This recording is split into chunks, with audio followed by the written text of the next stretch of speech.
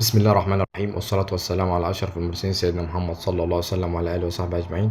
أما بعد، النهاردة إن شاء الله هنتكلم في فيديو جديد على قناة وديني على اليوتيوب.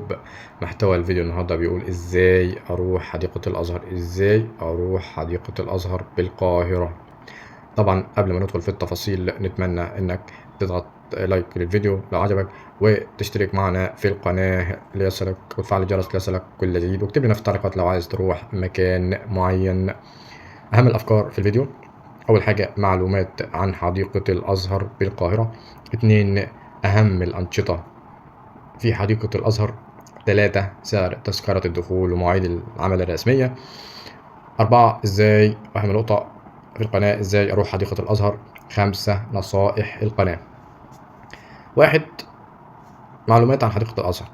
تعد حديقة الأزهر من أضخم الحدائق في القاهرة، ومن أكبر وأجمل الحدائق على مستوى العالم على مساحة 80 فدان. كانت قديما محل لجمع القمامة، ثم تم الإعلان عن إنشائها عام 1984، وافتتحت عام 2005، وانشأت في 7 أعوام تكلفة 100 مليون جنيه. تساهم الحديقة بجذب 2 مليون زائر سنويا للحديقة، وتمتع بمساحتها الخضراء الواسعة، وهي ملاذا هادئا بعيدا عن صخب المدينة والضوضاء، وهي عمل فني يجمع بين الجمال الطبيعي والتاريخ العريق.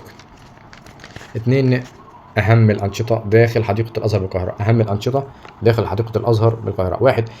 استكشاف المساحات الخضراء الواسعة التي تنتشر بين النباتات والأشجار، يمكنك الجلوس تحت أشجار الظلال للاسترخاء مع عائلتك. 2. يوجد مناطق لعب للأطفال. يوجد أماكن مخصصة للأطفال تضم ألعاب ومرافق ترفيهية تناسب مختلف الأعمار للعب والاستمتاع، جميع الأعمار.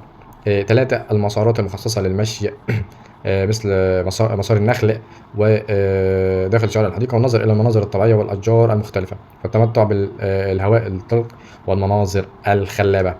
4. النافورة الجميلة، منظر مريح للعين وجو في جو منعش. يوجد مطاعم ومقاهي متنوعة.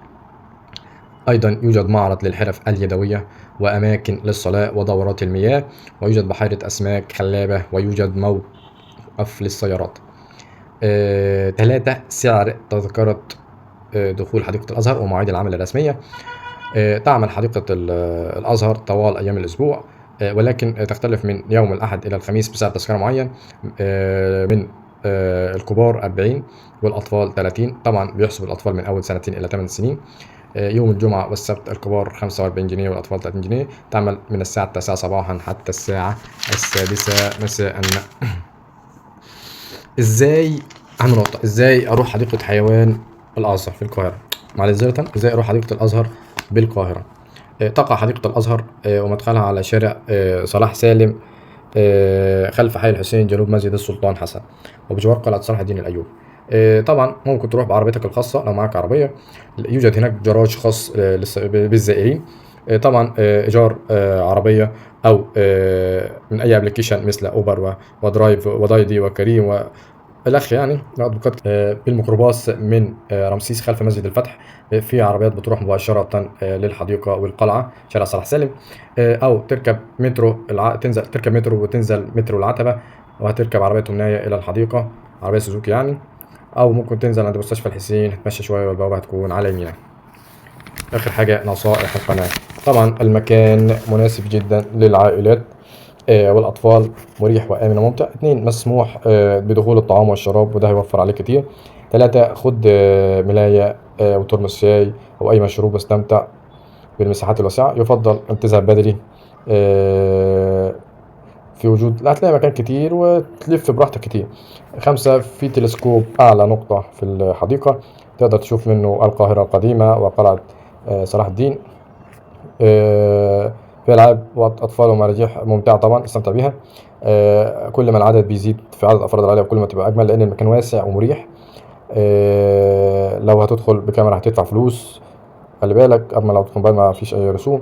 المكان مجهز لذوي الإعاقة الحركية أو الكرسي المتحرك.